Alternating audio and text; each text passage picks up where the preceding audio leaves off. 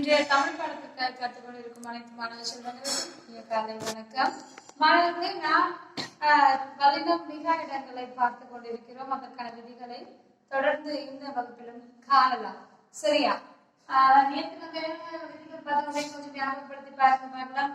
என்னென்ன விதிகள் பார்த்தோம்? அவ்வளவு, இவ்வளவு, எவ்வளவு, அத்தனை, இத்தனை, எத்தனை, அன்று, இன்று, என்று ஆகிய சொற்களை அடுத்து வல்லினம் மிகாது. 8, 10 தவிர பிற எண்ண பெயர்களில் வல்லினம் மிகாது. உண்மை தொகையில் வல்லினம் மிகாது. இந்த மாதிரி விதிகள் எல்லாம் நம்ம பார்த்தோம் இல்லையா? இன்னைக்கு என்ன பார்க்கிறோம் அப்படின்னு பார்க்கலாம். 2ஆம், 3ஆம், 4ஆம், 5ஆம் வேற்றுமை தொகைகளில் வேற்றுமை தொகை உங்களுக்கு மறைந்து இருக்கும் இல்லையா?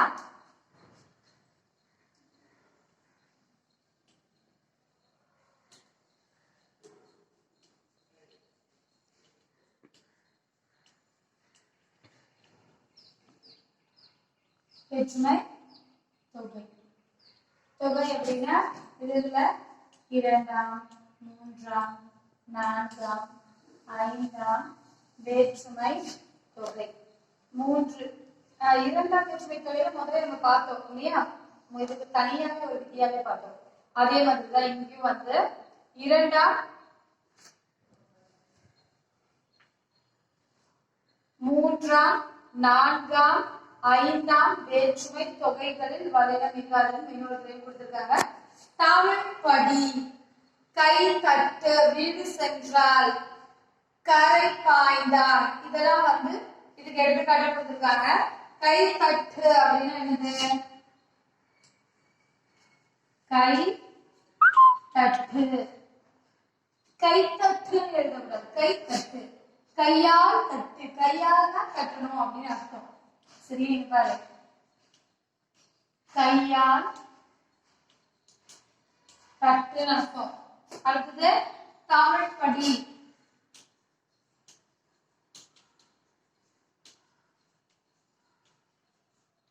தமிழை படி.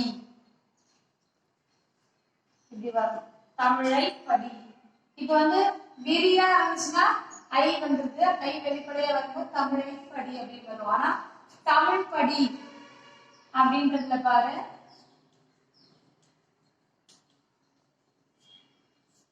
இது தொகை. இங்க ஐ மறைஞ்சிருக்கிறதுனால நம்ம இங்க என்ன பண்ணணும்? வல்லினம் போடக்கூடாது, வல்லினம் மிகாமல் வரும். சரியா? அதனால வேற்றுமை தொகையில வல்லினம் மிகாது அப்படின்னு சொல்லியிருக்காங்க. ஓகேவா? அடுத்தது பாத்தோம்னா உயர்நிலையாய் அமையும் பொழுது, எது? நிலைமொழி உயர்நிலையாய் அமையும் பொழுது தொடரில் வல்லினம் மிகாது அப்படின்னு சொல்றாங்க. தலைவி கூற்று, தொண்டர் படை அப்படின்ற எடுத்துக்காட்டு கொடுத்திருக்காங்க. தலைவி கூற்று யாருடைய கூற்றாக இது இருக்கிறது? செய்யுள்ள இந்த வரி யாருடைய கூற்று அப்படின்னு கேட்பா. அப்ப தலைவி கூற்று. அப்ப தலைவி அப்படின்றது உயர்திணை. மனிதன் தவிர பிற உயிரினங்கள் எல்லாமே, மனிதன், தேவர்கள், தெய்வம் வச்சுக்கோ. தேவர்கள், தெய்வம் பார்க்கறது. மனிதன் தவிர பிற எல்லா உயிரினமும், உயிரற்ற பொருளும் அக்ரிணை தான். அப்ப நிலைமொழி உயர்திணையாக இருக்கும் பொழுது, இது நான் எக்ஸாம்பிள் கொடுத்தேன். இது என்னது? எடுத்துக்காட்டு.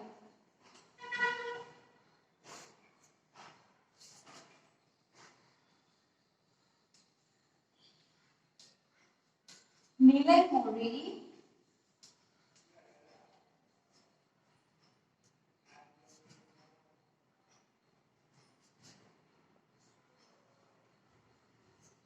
உயர்திணையா இருக்கிற பட்சத்துல இங்க என்ன வரும்? வல்லினம் மிகாது அப்படின்னு சொல்லுவாங்க. தலைவி பிளஸ் கூற்று. அப்ப எது நிலைமொழி? இதுதான் நிலைமொழி. இது என்னது? வருமொழி. நிலைமொழி உயர்திணையா இருந்துச்சுன்னா அங்க வல்லினம் நடுவுல மிகாது அப்படின்னு சொல்றோம். உயர்திணையை அடுத்து வல்லினம் மிகாது. சரியா? அடுத்து கல் என்னும் அக்ரிணை பன்மை விகுதி சேரும் போது வல்லினம் மிகாது. இது நம்ம ஆரம்பத்திலே உங்களுக்கு எக்ஸாம்பிளுக்கு சொன்னேன். என்னது? கருத்துகள், எழுத்துகள், கருத்துகள் தான் வரும். கல் அப்படின்றது வார்த்தைக்கு கடைசியில் சேரக்கூடிய விகுதி. விகுதிகள் வரும் பொழுது அங்க வல்லினம் மிகாது அப்படின்னு சொல்றாங்க. இந்த எடுத்துக்காட்டு என்னது? எழுத்துகள், வாழ்த்துகள், வாழ்த்துகள் தான், வாழ்த்துக்கள். கல் இல்ல. சரியா? இக்கு நடுவுல வரக்கூடாது, அப்படி எழுதுறது தவறு அப்படின்னு சொல்றாங்க. கல் என்னும் அக்ரிணை பன்மை விகுதி. கல் அப்படின்றது அக்ரிணைக்கு தான் வருவோம். அக்ரிணை அதுவும் பன்மை விகுதி ப்ளூரல். அங்க வல்லினம் மிக கூடாது அப்படின்றத சொல்றாங்க. அடுத்து அடுக்கு தொடர் இரட்டை கிளவி ஆகியவற்றில் வல்லினம் மிகாது. அடுக்கு தொடர் என்னது? தீ தீ தீ, பாம்பு பாம்பு பாம்பு. அடுத்த தொடர்ல வல்லினம் மிகாது. என்னது?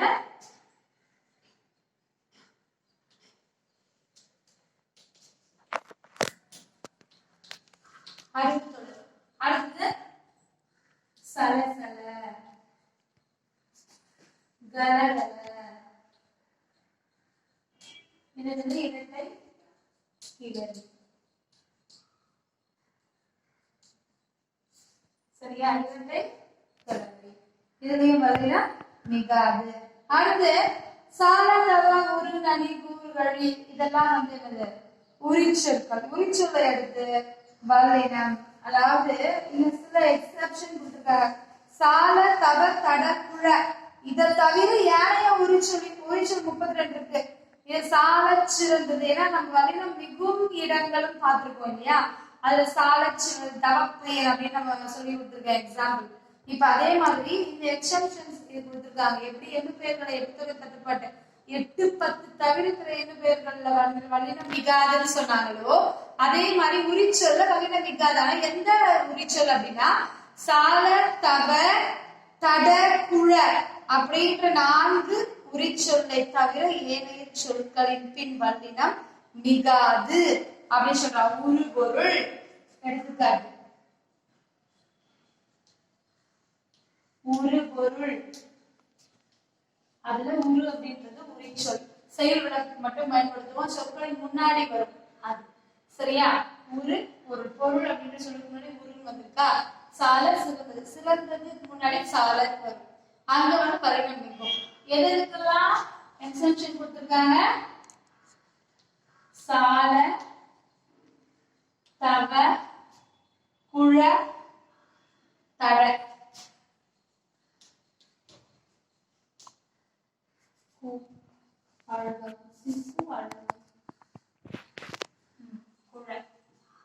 இந்த 4 தவிர மீதி இருக்கக்கூடிய உரிச்சொல்லின் பின் வல்லினம் மிகாது. இந்த 4க்கும் மிகும் அப்படின்னு சொல்லியிருக்காங்க. சரியா மாணவர்களே? அடுத்து பாருங்க, 3, 5, 6ஆம் வேற்றுமை தொடர்களில் என்னோடு சேர், மரத்தில் இருந்து பறி, குரங்கினது குட்டி, அந்த மாதிரி வேற்றுமை தொடர் என்னோடு என்னது? பண்புறுப்பு. வேற்றுமை சொற்களுடைய பண்புறுப்பு.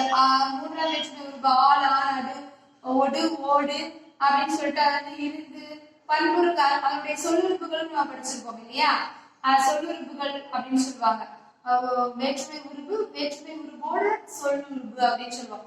அப்படி சொல்லுறுப்புகள் இதெல்லாம் வேற்றுமை உறுப்புகளின் சொல்லுறுப்புகள். அது என்னென்ன பாத்தீங்கன்னா என்னோடு சேர், மரத்தில் இருந்து, இருந்து அப்படின்றது வேற்றுமை உறுப்பு தான், அது சொல்லுறுப்பு, வேற்றுமை சொல்லுறுப்பு. குரங்கினது குட்டி. அப்ப இந்த மாதிரி வாக்கியங்களையும் வல்லினம் மிகாது அப்படின்னு சொல்றாங்க. சரியா?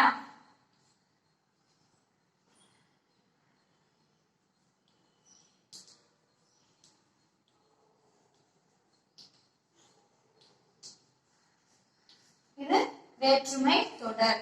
வேற்றுமை தொடரை எடுத்தும் வல்லினம் மிகாது அப்படின்னு சொல்றாங்க. ஓரளவுக்கு எல்லா விதிகளையும் நம்ம பார்த்துட்டோம். பாருங்க, அடுத்த ஐகார வரிசை உயிர்மை ஓரெழுத்து சொற்களாய் வர, ஐகார வரிசையில உயிர்மை ஓரெழுத்து சொற்களாய் வர பைகள், கைகள் அப்படின்னா பை ப்ளூரல். ஐகாரத்துல வரணும், ஆனா ஓரெழுத்து ஒரு மொழி. பை, கை. ஐகாரத்துல முடியுதா? அப்படி ஐகாரத்துல வரக்கூடிய ஓரெழுத்து ஒரு மொழி பன்மையாக வரும்பொழுது கல் விகுதி சேர்ந்து வரும்போது வல்லினம் மிகாது அப்படின்னு சொல்றாங்க. சரியா? பை, கை அப்படின்றது ஓரெழுத்து ஒரு மொழி. அந்த ஓரெழுத்து ஒரு மொழி ஐகாரத்துல முடியுது. என்ன மொழியில முடியுது? அந்த எழுத்து ஐன்ற மொழியில முடியுது இல்லையா? பை கை. அந்த ஐகார எழுத்துக்கள் கல் விகுதி பெறும் பொழுது அங்க வல்லினம் மிகாதுன்னு சொல்லியிருக்காங்க. அவ்வளவுதான். சரியா? அதுதான் அடுத்த விதி. பைகள் கைகள் அப்படின்றத குறிப்பிட்டிருக்காங்க. இங்க பாருங்க, வேற்றுமை தொகையில, அதாவது 2, 3, 4, 5ஆம் வேற்றுமை தொகை. தொகை அப்படின்னா உறுப்புகள் மறைஞ்சிருக்கக்கூடிய அந்த இடங்கள்ல வல்லினம் மிகாது. எடுத்துக்காட்டு கை தட்டு. கை தட்டுனா கையால் தட்டு, ஆள் மறைஞ்சிருக்கு. இங்க ஆள் அப்படின்ற உறுப்பு மறைஞ்சிருக்கு. தமிழ் படி அப்படின்றதுல தமிழை படி அப்படின்னு வரணும். விரியா இருந்தா வல்லினம் மிகும். நீங்க தொகை அப்படின்றதுனால 2ஆம் வேற்றுமை உறுப்பு மறைஞ்சிருக்காங்க, வல்லினம் மிகல. சரியா? அடுத்தது பாத்தீங்கன்னா உயர்திணை நிலைமொழியில உயர்திணை வரும் பொழுது அதனை அடுத்து வல்லினம் மிகாது அப்படின்ற விதி சொல்லியிருக்காங்க. தலைவி பிளஸ் கூற்று தலைவி கூற்று அப்படிதான். சரியா? நிலைமொழி உயர்திணை பற்றி வல்லினம் மிகாது. அடுத்து கல் விகுதி வரும் பொழுது அந்த சொற்களை அடுத்து கல் விகுதி வரும் பொழுது பன்மையில் அவங்க வல்லினம் மிகாதுன்னு சொல்லியிருக்காங்க. பன்மையில வரும்போது வல்லினம் மிகாது அப்படின்னு சொல்லியிருக்காங்க. அடுத்தது இரட்டை கிளவி அடுத்து பிறர் ஆகிய சொற்களை அடுத்து வல்லினம் மிகாது. அடுத்து உருபொருள், அதாவது சால தவ தட குழ இந்த உரிச்சொற்களை தவிர பிற உயிர் சொற்களை அடுத்து வல்லினம் மிகாது அப்படின்னு சொல்லியிருக்காங்க. அடுத்தது பாத்தீங்கன்னா மரத்தில் இருந்து பரி வேற்றுமை தொடர். மரத்தில் இருந்து இருந்து அப்படின்றது இங்க வேற்றுமை உருவு. அந்த உருவு சொல்லுறுப்பு மறைஞ்சிருக்கு, வெளிப்படையா இருக்கு. அந்த சொல்லுறுப்பு வரக்கூடிய இடங்கள்ல என்ன வல்லினம் மிகாதுன்னு சொல்லியிருக்காங்க. சரியா? அடுத்து பைகள் கைகள் அப்படின்ற சொற்கள் கொடுத்திருக்காங்க. பை ஐகார ஒரு எழுத்து ஒரு மொழி சொல், அதோட கல் விகுதி பெறும் பொழுது வல்லினம் மிகாதுன்னு சொல்லி கொடுத்திருக்காங்க. இந்த இடங்கள் ரொம்பவே டீப்பா உங்களுக்கு கொடுத்திருக்காங்க. முக்கியமான விகித வினைத்தொகையில் வல்லினம் மிகாது. 2ஆம் 3ஆம் 4ஆம் வேற்றுமை தொகையில வல்லினம் மிகாது. அதுக்கப்புறம் சால தவ உரு குட, சால தவ தட குழ இந்த 4 தவிர உருல வரும். உரு பொருள் அப்படின்னு வரும் பொழுது இது வல்லினம் மிகாது கொடுத்திருக்காங்க. அதை தவிர மீதி எல்லா இடங்களையும் வல்லினம் மிகாது அப்படின்றத சொல்லியிருக்காங்க. சரியா? அடுத்தது இரட்டைக்கிளவி அடுத்துகள். இதெல்லாம் நீங்க ரொம்ப முக்கியமா ரொம்ப தெரிஞ்சிருக்க வேண்டியது. மேல்நிலை வகுப்புக்கு ரொம்ப பயன்படக்கூடியது.